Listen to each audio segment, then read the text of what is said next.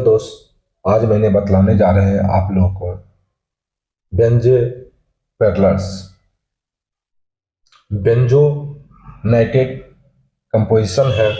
यह capsule form में आता है। जिसको अत्यधिक मात्रा में खांसी होता है, वैसी कंडीशनों में बेंजोन पेडलर्स कैप्सूल का उपयोग किया जाता है। जिसको अत्यधिक मात्रा में, जैसे कि ट्रेन में जाते हैं या कोई सफ़र करते हैं, ऐसे दरमियान किसी को अधिक मात्रा में खांसी होने लगते हैं, यह दवाई ल्यूपिन कंपनी के द्वारा बनाया गया है। इसमें इसका कैप्सूल बहुत अच्छा रहता है। जैसे कि इसमें यह कैप्सूल रहता है, देखते हैं मोती की जैसा है, निगलने में भी कोई परेशानी नहीं होता है। आप एक कैप्सूल अगर खाते हैं तो आपको 8 से 10 घंटे तक खांसी नहीं होने देंगे।